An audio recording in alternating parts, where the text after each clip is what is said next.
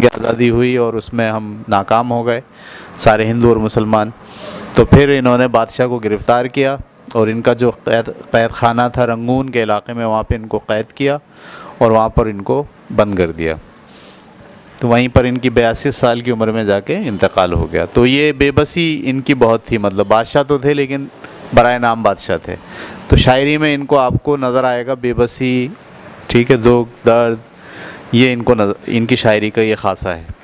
इसके अलावा बहादुर शाह ज़फ़र की जो शायरी है वो बड़ी बहरों में होती है। बड़ी बहर का मतलब ये है कि उनके जो गज़ल है उसमें पहला जो मिसरा होगा वो मिसरा ज़्यादा अल्फाज पर मबनी होगा। ज़्यादातर इनकी शायरी में ये एलिमेंट हमें नज़र आता है, ठीक है। और सादा शायरी करते हैं, अखलाक़ी पहलू भी उसमें होता है। इनकी शायरी के अंदर ऐसा नहीं है कि हुस्न और इश्क़ के कोई चर्चे मिल रहे हों। बहुत कम शायरी में आपको हुस्न और इश्क़ की दास्तानें मिलेंगी। इनकी शायरी में सिर्फ़ और सिर्फ रंज, गम, बेबसी, दुनिया की बेसबाती, नाइंसाफ़ी, ये सब चीज़ें इनकी शायरी में मिलती हैं। तो ये एक छोटा सा तारुफ था। एक तारुफ हम इनका पढ़ते हैं रीख्ता की वेबसाइट से।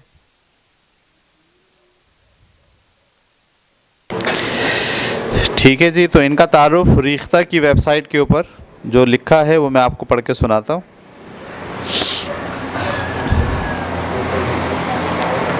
लाल किले की दर्द भरी आवाज़। लाल किला दहली के अंदर जो इनका मेन महल था वो लाल किला कहलाता था। अभी भी आप देख रहे होंगे इंडिया के अंदर सारे किसान जो है वो लाल किले में चढ़ गए। तो लाल किले की दर्द भरी आवाज़ ऐसे स्टार्ट किया इन्होंने। बहादुर शाह ज़फ़र की गैर मामूली शोहरत की वजह 1857 का इनकलाब है। ताहम इनकी हमागीर शख्सियत में इस बात का बड़ा दखल है कि वो अवध के एक अहम शायर थे। बहादुर शाह ज़फ़र जिस तरह बादशाह की हैसियत से अंग्रेज़ों की चालों का शिकार हुए, इसी तरह एक शायर की हैसियत से भी उनके सर से सुखनवरी का ताज छीनने की कोशिश की गई। यानी जहाँ उनको चकमा अंग्रेज़ों ने दिया, अदब में भी लोगों ने उनको चकमा दिया। क्या देखते हैं हम। और कहा गया कि ज़फ़र की शायरी में जो खूबियाँ हैं वो उनके उस्ताद ज़ौक़ की देन हैं। सर सैयद के सामने जब इस ख्याल का इजहार किया गया तो भड़क उठे थे और कहा था कि ज़ौक़ इनको लिख कर क्या देते, उसने तो ख़ुद ज़बान किला मोहल्ला से सीखी थी। इसमें शक नहीं कि ज़फ़र इन शायरों में हैं जिन्होंने शेरी इजहार में उर्दूपन को फ़रोग़ दिया और यही उर्दूपन ज़फ़र के साथ ज़ौक़ और दाग़ के वसीले से 20वीं सदी के आम शायरों तक पहुँचा। तो अब क्या बात हो रही है? बात ये हो रही है कि इल्ज़ाम ये लगाया जा रहा है कि इनकी शायरी दरअसल इनकी नहीं है, बल्कि ज़ौक़ ने जो इनको बताया है वो इनकी शायरी है। लेकिन सर सैयद ने जवाब में ये कहा है कि ज़ौक़ को तो ख़ुद उर्दू ज़फ़र से आई है, इसलिए कि इन्होंने जो लफ्ज़ इस्तेमाल किया है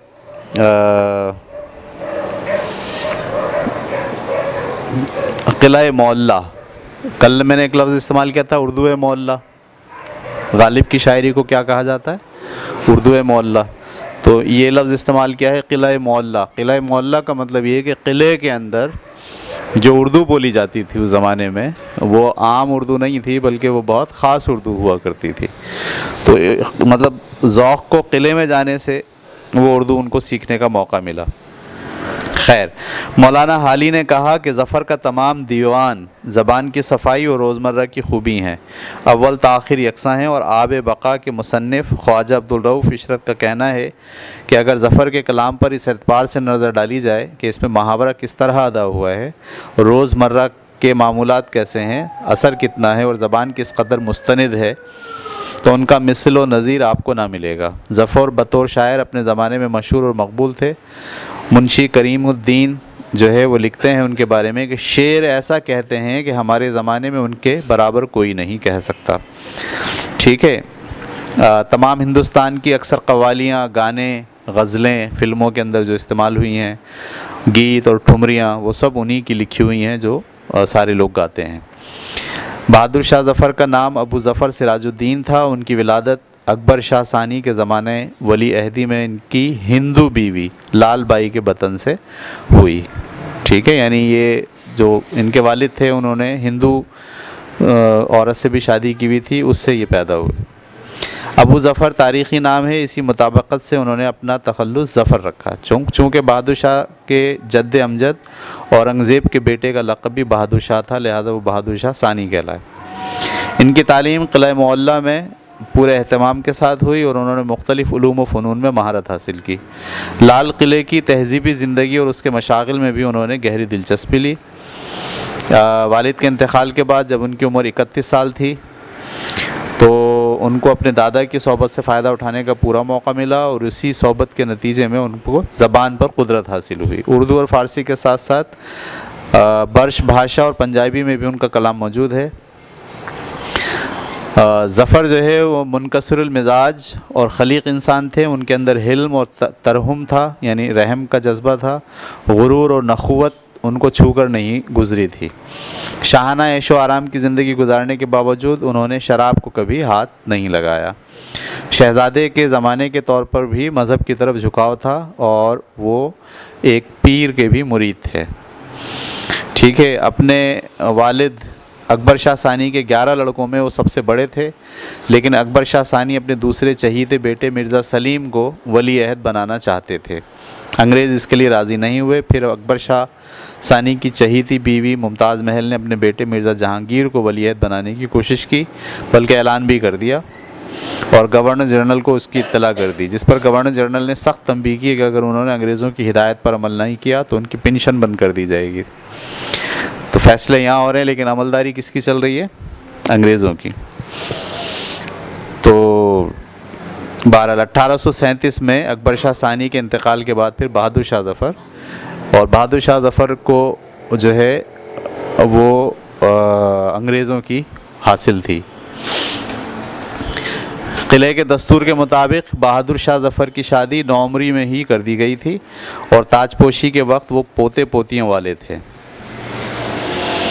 तो ज़फ़र की बेगमात की सही तादाद मालूम नहीं, लेकिन मुख्तलिफ़ ज़राए से उनकी बेगमात के बहुत सारे नाम मिलते हैं। शराफत महल बेगम, जीनत महल, ताज महल, शाह आबादी, अख्तरी महल, सरदारी बेगम, 7 तो यहीं आ गई। अच्छा जी, इनमें से जीनत महल सबसे ज़्यादा चहीती थी। तो खैर, इसके बाद हम जाते हैं कि शायरी के अगर हम चीज़ें देखें,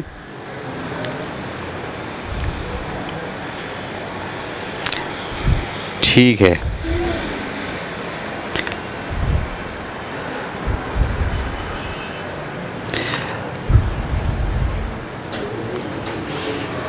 लेकिन जब तहरीक ज़ोर पकड़ गई तो वो इसमें फंसते चले गए और आखिर तक तहरीक के साथ रहे। ये तहरीक बहरहाल जल्द ही दम तोड़ गई। बहादुर शाह ज़फ़र को गिरफ़्तार कर लिया गया। गिरफ़्तारी के बाद मुक़दमे की समाअत के दौरान बहादुर शाह ने इंतहाई बेचारगी के दिन गुजारे। कैद में इनसे मिलने गई एक ख़ातून ने उनकी हालत इस तरह बयान की है: हम नहायत तंग व तारीक छोटे से कमरे में दाखिल हुए। यहाँ मैले कुचेले कपड़े पहने हुए एक कमज़ोर दुबला पतला पस्ताकत बुढ़ा सर्दी के सबब गंदी रज़ाइयों में लिपटा एक नीची सी चारपाई पर पड़ा था। हमारे दाखिल होते ही वो हुक्का जो वो पी रहा था एक तरफ रख दिया और फिर वो शख्स जो कभी किसी को अपने दरबार में बैठा हुआ देखता अपनी तौहीन समझता था, खड़े होकर हमको नहायत आजिज़ी से सलाम करता जा रहा था कि हम इससे मिलकर बहुत खुशी हुई। यानी इनका जो इख्तिताम है वो बहुत ख़राब हुआ। ज़फ़र ने अपने आखिरी ज़माने में इंतहाई पुरदर्द गज़लें कहीं। शोराए अदब से उनको हमेशा गहरा लगाव रहा। उन्होंने मुख्तलिफ़ ज़बानों में शाह नसीर, इज़्ज़तुल्लाह, इश्क़ और मीर काज़िम बेक़रार, ज़ौक़ और गालिब को अपना कलाम दिखाया। इनकी शायरी मुख्तलिफ़ अदवार में मुख्तलिफ़ रंग लेती रही है, इसलिए इनके कलाम में हर तरह के अशार पाए जाते हैं। ज़फ़र के मुंतखब कलाम में इनकी अपनी इनफरादियत नुमाया है। गज़ल में जमालियाती रचाव है, ठीक है, और ताज़गी है, दिलकशी है, और ठीक है। ज़फ़र की पूरी ज़िंदगी एक तरह की रूहानी कशमकश और जहनी जिलावतनी में गुजरी। एक मुसलसल अज़ाब, हड्डियों को पिघला देने वाला यही गम उनकी शायरी का असल मुहर्रिक है। और इस आग में जलकर उन्होंने जो शेर कहे हैं वो हमारे सामने एक ज़बरदस्त अलमिया किरदार पेश करते हैं। तो ये थे जनाब बहादुर शाह ज़फ़र। इनके कुछ अशार हम पढ़ते हैं, उससे और हमें अंदाज़ा होगा कि क्या शायरी है।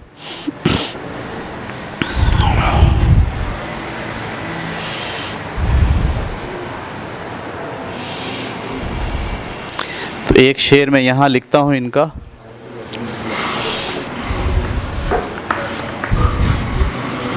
ये आप याद रखें, न थी, बार भी लें आप साथ साथ।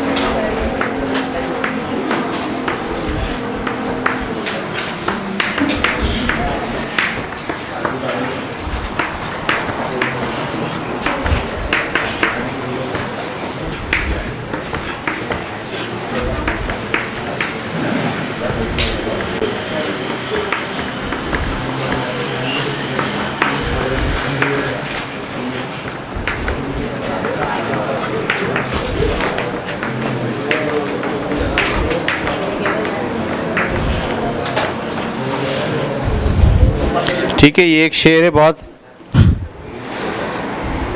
मशहूर। न थी हाल की जब अपनी, न थी हाल की जब हमें अपनी खबर, यहाँ लफ्ज़ हमें है, सही है। रहे देखते औरों के ऐबो हुनर,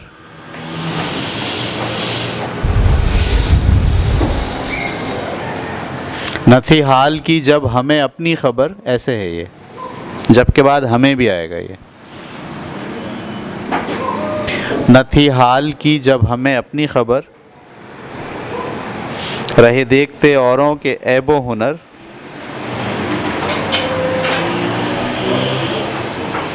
पड़ी अपनी बुराइयों पे जो नज़र, तो निगाह में कोई बुरा न रहा।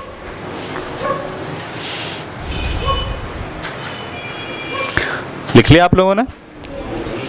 इसी गज़ल का एक शेर और है आखिरी, वो भी लिख लें आप, इसी काफिया रदीफ में। ज़फ़र आदमी उसको न जानिएगा,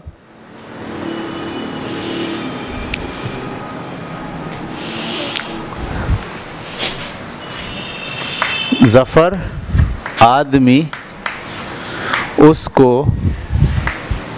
ना जानिएगा,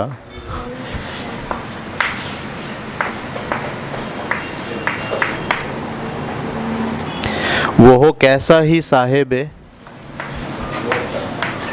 वो हो कैसा ही साहिबे फ़हमो ज़का। आप देख रहे हैं बहर कितनी बड़ी है, मिसरे में कितने अल्फाज हैं। जिसे ऐश में याद खुदा ना रही, जिसे ऐश में याद खुदा ना रही, जिसे तैश में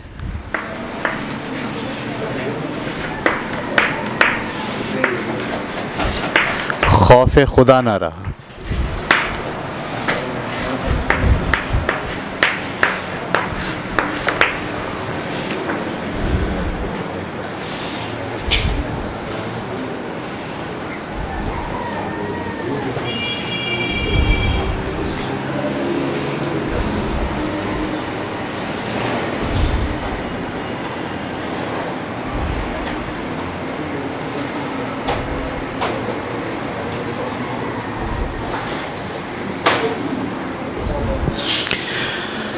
ठीक है, कम से कम ये दो शेर आप याद करें ज़रूर, इसलिए कि बहादुर शाह ज़फ़र की कलाम में वैसे तो बहुत शेर हैं, लेकिन हर शायर के दो दो तीन तीन शेर आपको अगर याद रहें तो उस शेर से भी आपको शायर के बारे में थोड़ा सा अंदाज़ा हो सकता है। तो ये क्या शेर है? न थी हाल की जब हमें अपने खबर, ये अपनी नहीं है, अपने है, मैंने गलत लिख दिया है। न थी हाल की जब हमें अपने खबर, रहे देखते औरों के ऐबो हुनर। क्या मतलब हुआ? जब हमें अपने हाल की खबर नहीं थी तो हम सिर्फ दूसरों के खूबियाँ और ऐब देख रहे थे, उसमें क्या बुराई है, उसमें क्या खामी है, वो कैसा है, वो तो ऐसा है, वो तो ऐसा है। तो न थी हाल की जब हमें अपने खबर, रहे देखते औरों के ऐबो हुनर।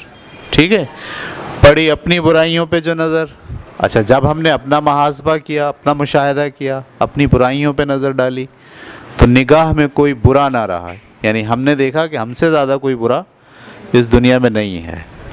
तो ये बहुत अच्छी इजहार है ख़ुद एहतसाबी का, कि हम सारी ज़िंदगी दरअसल दूसरों को देखते रहते हैं कि वो कैसा है, लेकिन जिस दिन हम अपने आप पर नज़र डालते हैं तो पता चलता है कि हमारे से बुरा कोई नहीं है। ठीक है, ये बड़े अच्छा इन्होंने। अच्छा, फिर ये देखिए आप, इसी निगाह में कोई बुरा ना रहा, बुरा ना रहा, बुरा और यहाँ खुदा, इस काफ़िए के साथ इन्होंने रदीफ़ मिलाया, ना रहा। ज़फ़र आदमी उसको ना जानिएगा, यानी आपकी नज़र में आदमी वो नहीं है, वो आदमी नहीं है, इंसान ही नहीं है।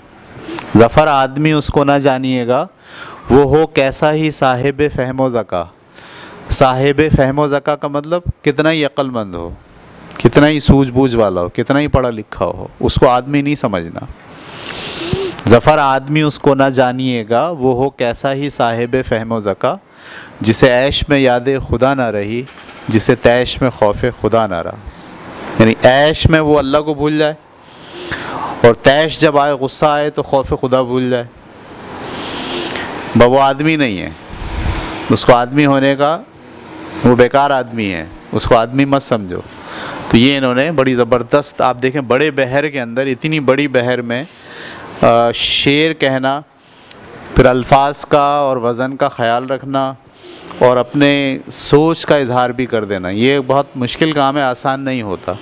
ज़फ़र आदमी उसको न जानिएगा, वो हो कैसा ही साहिब फ़हमो ज़का, जिसे ऐश में याद खुदा न रही, जिसे तैश में खौफ खुदा ना रहा। इसी गज़ल का एक शेर और भी है।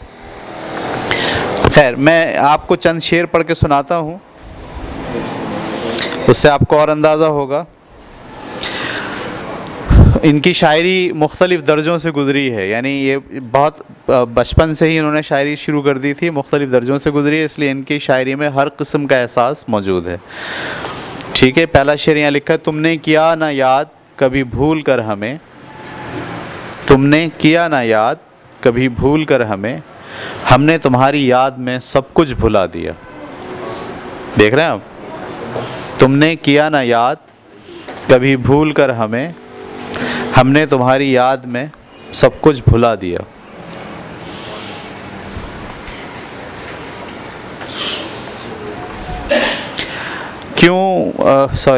कोई क्यों किसी का लुभाए दिल, कोई क्या किसी से लगाए दिल। एक ही मिसरा है। इनकी शायरी की खासियत ये है कि इनकी शायरी बड़े बहरों में है। कोई क्यों किसी का लुभाए दिल, कोई क्या किसी से लगाए दिल, वो जो बेचते थे दवाए दिल, वो दुकान अपनी बढ़ा गए। कह दो इन हसरतों से कहीं और जा बसें, इतनी जगह कहाँ है दिल दागदार में। गाना भी है। कितना है बदनसीब ज़फ़र दफन के लिए, 2 गज़ ज़मीन भी ना मिली कुएं यार में। बात करनी मुझे मुश्किल कभी ऐसी तो न थी, जैसी अब है तेरी महफिल कभी ऐसी तो न थी। फिर ये शेर दोनों आ गए। न थी हाल की जब हमें अपने खबर, रहे देखते औरों के ऐबो हुनर, पड़ी अपनी बुराइयों पर जो नज़र, तो निगाह में कोई बुरा ना रहा। ज़फ़र आदमी उसको ना जानिएगा, वो हो कैसा ही साहिब फ़हमो ज़का, जिसे ऐश में याद खुदा ना रही, जिसे तैश में खौफ खुदा ना रहा। हाले दिल क्यों कर करें अपना बयां अच्छी तरह, हाले दिल क्यों कर करें अपना बयां अच्छी तरह, रूबरू उनके नहीं चलती ज़बां अच्छी तरह। लगता नहीं है दिल मेरा उजड़े दयार में, किसकी बनी है आलमे नापायदार में। दौलत दुनिया नहीं जाने की हरगिज़ तेरे साथ, दौलत दुनिया नहीं जाने की हरगिज़ तेरे साथ, बात तेरे सब यहीं ए बेखबर बढ़ जाएगी। बुलबुल को बागबां से न सयाद से गिला, किस्मत में कैद लिखी थी फसले बहार में।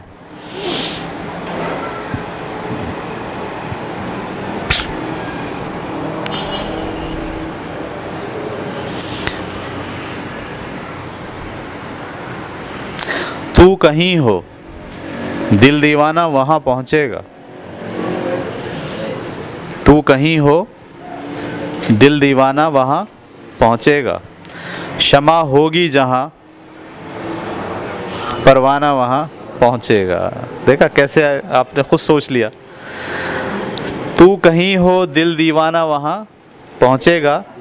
क्षमा होगी जहां परवाना वहां पहुंचेगा।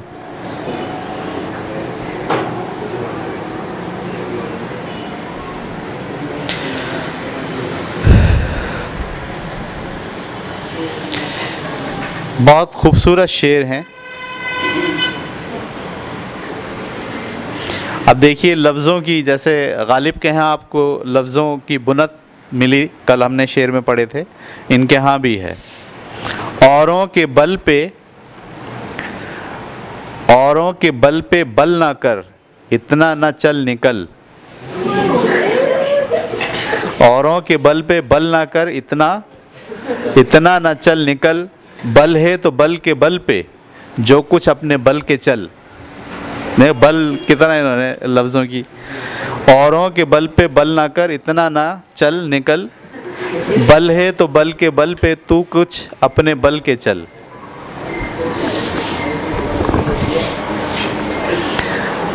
और ये देखिए आप, ये अक्सर हमारे यहाँ गज़लों में गाया गया है। मेरे सुर्ख लहू से चमकी, मेरे सुर्ख लहू से चमकी, कितने हाथों में मेहंदी।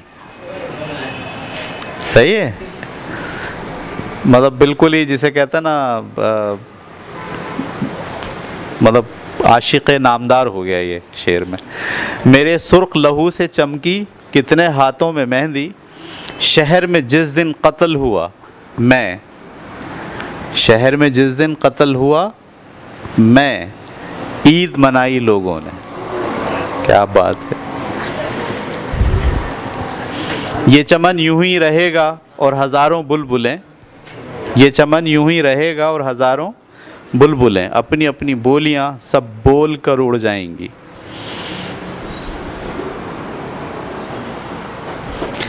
ये तो अताउल्लाह ने गाया है, अभी मैंने जो सुनाया ना आपको। मेरे सुर्ख लहू से चमकी, कितने हाथों में मेहंदी। शहर में जिस दिन कत्ल हुआ मैं, ईद मनाई लोगों ने। और इसी का अगला शेर है। लोगों का एहसान है मुझ पर और तेरा मैं शुक्रगुजार। लोगों का एहसान है मुझ पर और तेरा मैं शुक्रगुजार। तीरे नज़र से तुमने मारा, लाश उठाई लोगों ने।